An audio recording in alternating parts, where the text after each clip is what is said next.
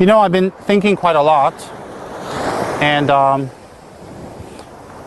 not a very organized, systematic type of person. I'm more of a feeling type of person, an emotional type of person, and kind of follow my inner voice type of person. And you know, sometimes my so-called inner voice, if I follow through, comes out right, and sometimes it doesn't come out right. But I just got to try it. Because sometimes I look back and I think I regret for not trying. Because what's the worst that can happen is but to try. Well, when I left home when I was 15, I arrived in Los Angeles and I stayed at my relatives of my step-parents in California, Los Angeles. And well, I was hitchhiking across the southern route of Los Angeles. I was 15, going on 16, because it was around my birthday area, just before my birthday, but around September, October. And you know, I arrived somewhere like in Arizona and Nevada, around that area. And I called up my relative, the only one that was living in California, and I said, can I come over and stay with you? And he said to me initially, no, it's not very convenient for me to come and stay. Then I said, okay, never mind. And then when I was just about to hang up, he said to me, wait, where are you? And I said to him, well, I'm already in Arizona. And he says, oh, you're so close by already. You might as well come over. So I said, okay, thanks. And I had very little money left. Hung up the phone in the pay phone. And then I hitchhiked. And I got a ride with a pair of English guys. They were tourists, very nice. They didn't talk much to me. They stopped and said, where am I going? I said, California. They said, great, that's where they're going too. And they were driving across the U.S. in a rented car, Hertz. And I was like, okay. I fell asleep for 2 or 3 states. Well, no, 1 or 2 states. And when we arrived in California, we just entered the border. And we got into California. I don't know, it was some valley. I forgot the name of San Fernando or San Bernardino, whatever. I can't remember. There was a concert going on. And I don't even know what group, but there was thousands of people packed there. And they were going for a concert and it was congested. And one American Indian lady of mixed parentage, she's Caucasian and American Indian. And she was 38, bubbly, fun, loud. And she was very, very nice. And she was with her boyfriend. She picked me up. And she said, what happened to you? And I said, hey, I ran away from home. She says, oh, I did too. And I'm like, oh, you're 38, you ran away from home? She says, yeah, I ran away from home because my parents, her father, didn't accept the fact that she had an 18-year-old boyfriend and she was 38. And I'm like, okay, whatever, cool. So she took me to her boyfriend's house. I met her boyfriend's parents. This is already in California. And they're all very friendly. And they gave me a sandwich because I was hungry and some milk, some drinks. Then she said, what's going to happen to you? I can't remember this lady's name. It's too bad for me. She was really nice. And I said, well, I need to get to Monterey Park. That's in the suburbs of LA. And that's where my father's relatives are staying. And she says, I'll take you. She borrowed a car from her boyfriend's parents and she drove me. It was something like a 1.5, 2 hour, maybe 3 hour, about 2 hour drive. And when we arrived, my father's relative and his family were not in, they were out. So she dropped me off there. I said goodbye. And I waited in front of the house. And I was really moved and touched because this lady was really kind. So I stayed at my cousin's house. His name is Bob and his wife is Pauline. And they were very nice and accommodating. I stayed there for 2-3 months. And by law, before you're 18, you have to go to high school. So I re-enrolled in Mark Keppel High School. And I worked at night in McDonald's. And I stayed in Bob's house. So during the day, I went to school. And at night, I went to Bob's. And in the whole school, I mean, because it's California, it's Los Angeles. So you have a lot of kids, drunk mothers, abortion cases, You know, you have kids who are delinquents, you have kids who don't want to study, in gangs. I mean, it's a city, you know. I'm not criticizing anyone. So they have a special program called GED, General Education Degree or Diploma. And those are for kids who can't stay in high school and finish.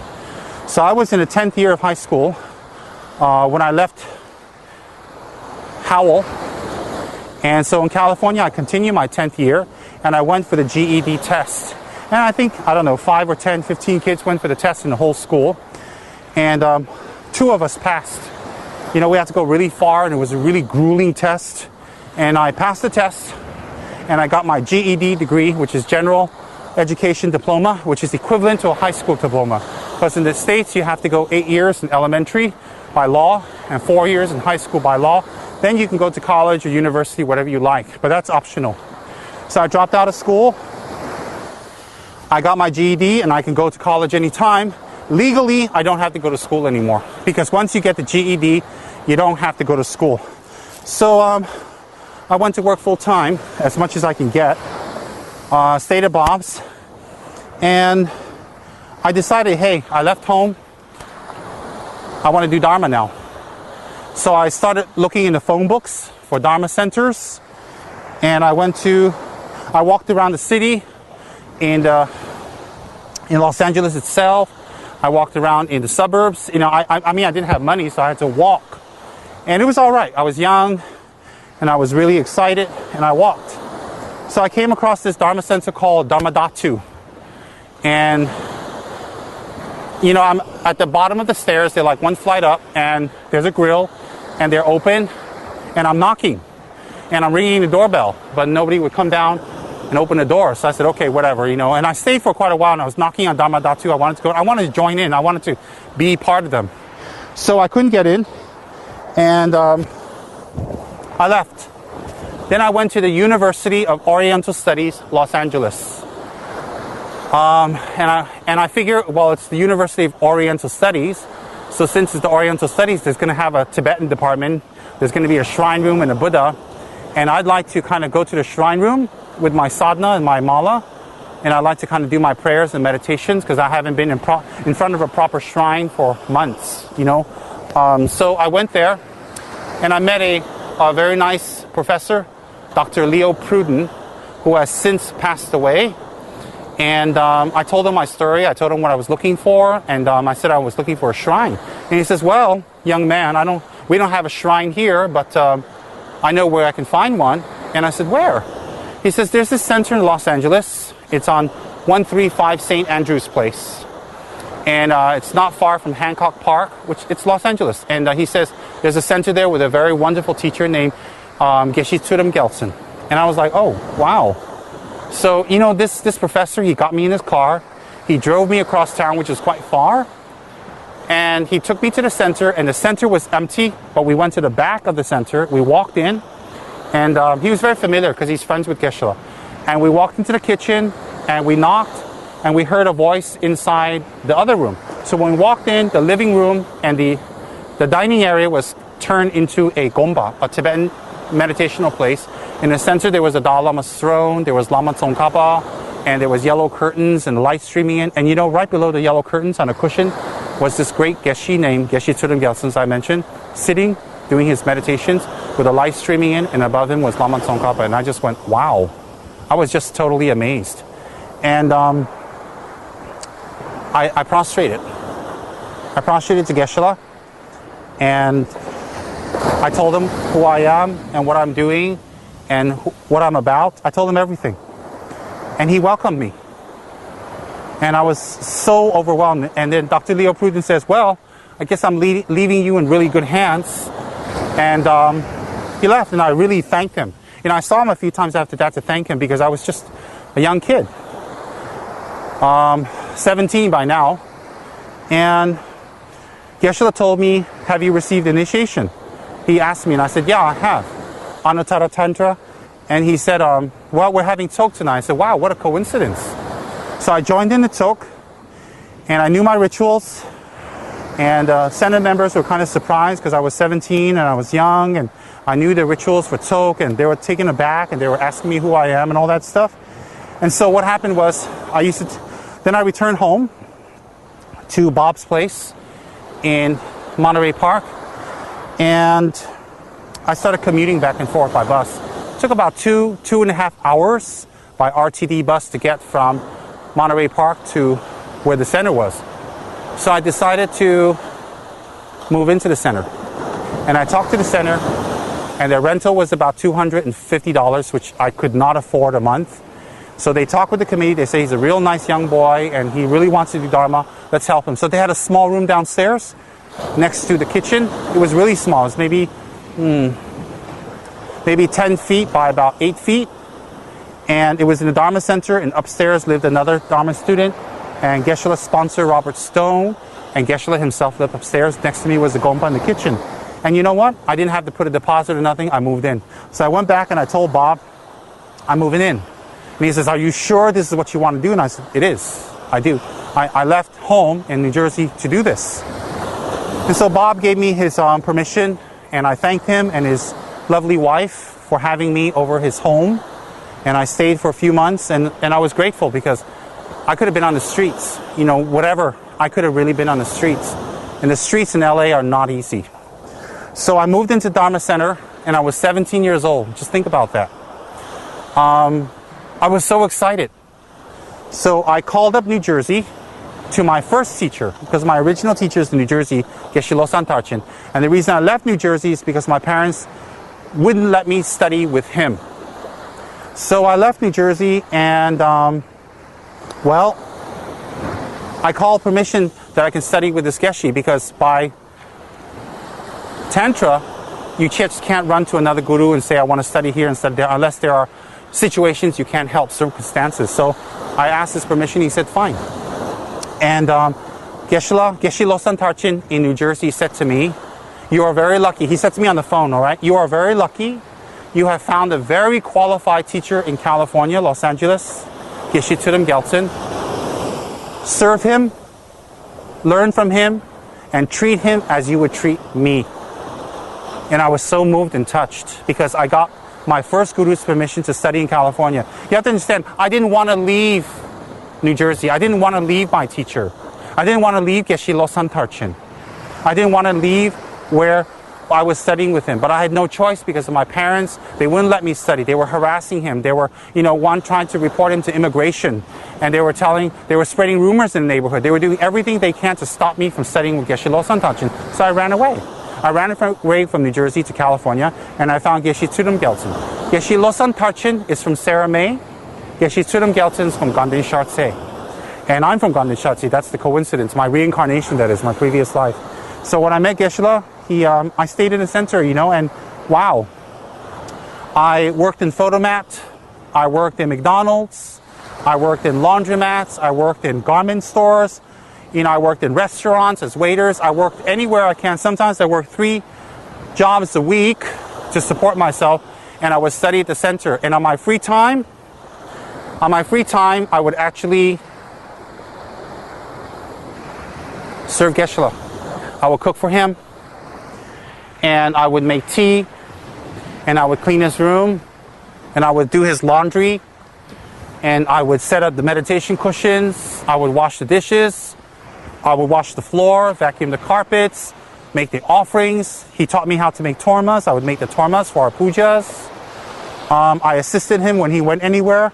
I went shopping for food for the center, and I basically became Geshe-la's assistant. And I did the work, and I did the work happily, and I did the work as best as I can.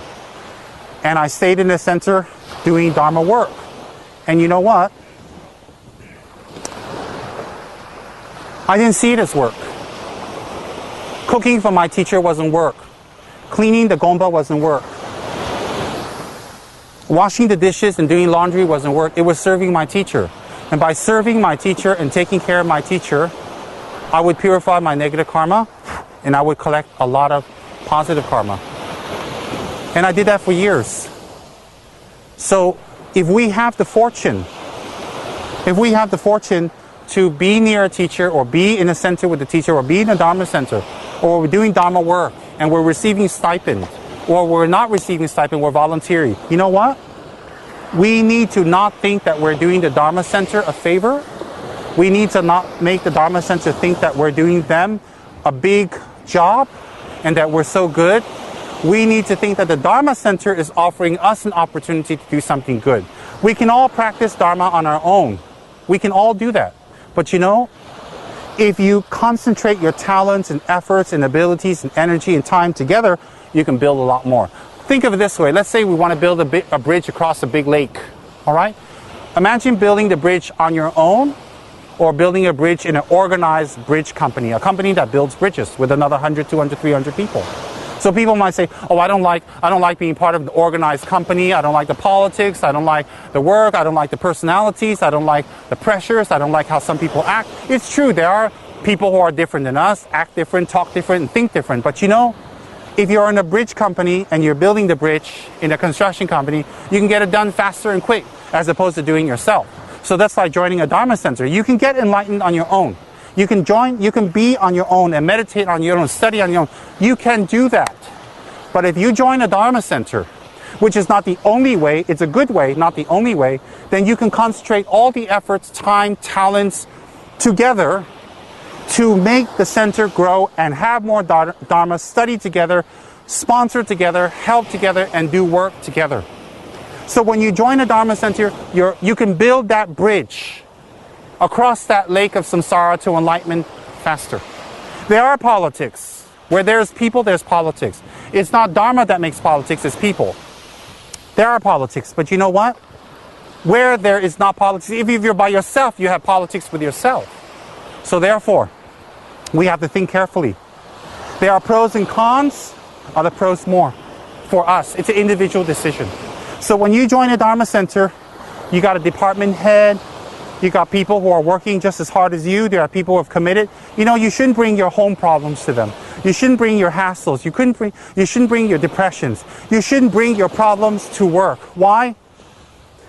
Since you're working in a Dharma Center, you should apply the knowledge you're learning in a Dharma Center to your everyday situation and improve yourself. The Dharma place is the place for you to improve yourself, not for you to let go and expect everyone around you to give you as much attention, as much sympathy, as much time and compassion as possible.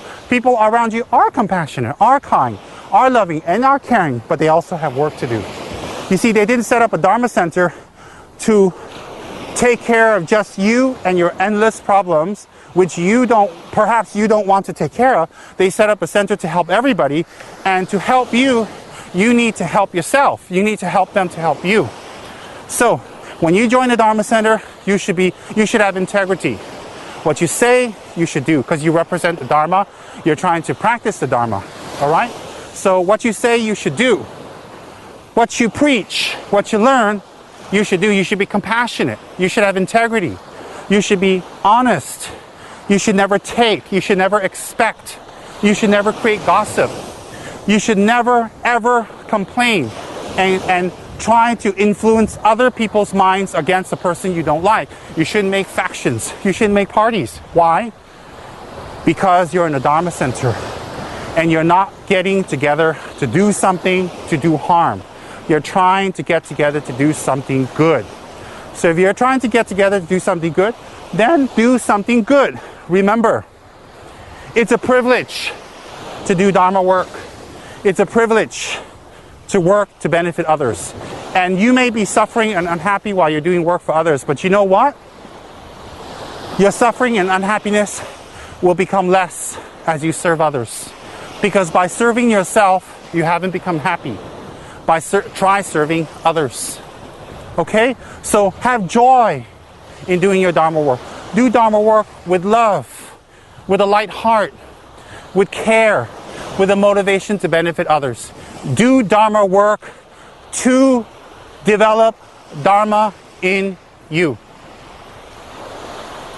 That's my message for you today along this beautiful beach.